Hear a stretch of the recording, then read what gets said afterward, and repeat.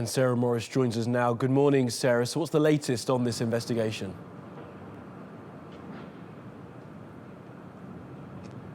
Well, the latest really is that Daesh has claimed responsibility for this attack. Now, they've done it through their media or propaganda arm, but they haven't given any evidence to prove that they really are linked to this attack, and it's something that investigators here will be taking with a grain of salt. Now, Daesh likes to claim these attacks as their own because it obviously makes them look perhaps stronger than they are. Nonetheless, they do need to prove that the person who did carry out this attack was linked to them, and police here have not been able to find any of those links so far. It could be that the person who has carried out this attack was just inspired by the group Daesh, and it's certainly something that police will look into. But as I said, without any evidence being given by the organisation themselves, it's hard to take it seriously on face value. Of course, they are claiming that it's one of their soldiers that's carried out this attack, and he's done it in response to their calls for people to attack the West. Absolutely. It kind of plays into the hands of some of those right-wing elements in Germany that want to hear that sort of thing. Now, before we get onto that, what about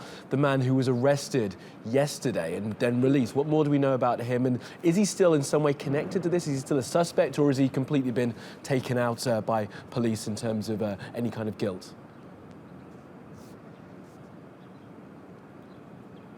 Well, what we do know is that police did not have enough evidence to keep him in custody. We know that they carried out some forensic tests on the inside cabin of the truck that was involved in the attack, and they couldn't find any forensic links or matches between this man and what was inside the truck.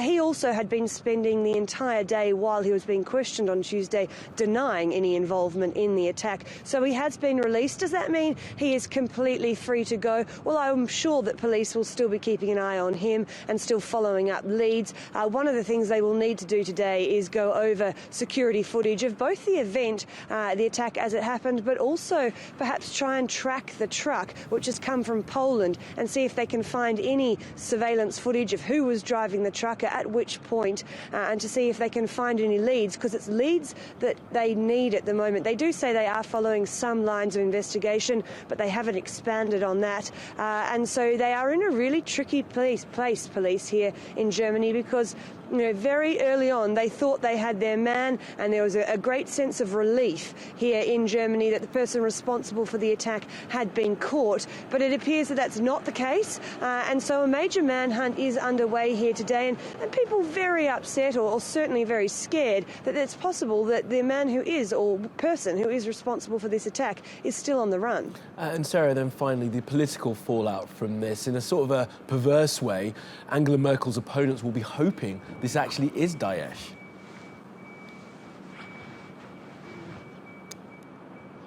Yes, exactly true. When it was revealed that the person who had been arrested very swiftly after the attack was a migrant who'd come to this country from Pakistan at the end of last year, well, it really played into the rhetoric of Angela Merkel's political opponents, because they have been claiming that her open border policy when it comes to migrants would have facilitated something like the attack we saw here on Monday night. Now, because this person who is a migrant has been released, well, that's taken some sting out of their argument. Nonetheless, they were very quick to come out and say the victims of this attack were Angela Merkel's victims, and that it was her open border policy that caused this attack. Now, of course, today they may have to back down on those claims, but nonetheless, it is putting a lot of pressure on Angela Merkel. There is an election here in Germany next year. She was already starting to fall in the opinion polls, and migration was probably the biggest cause of that fall.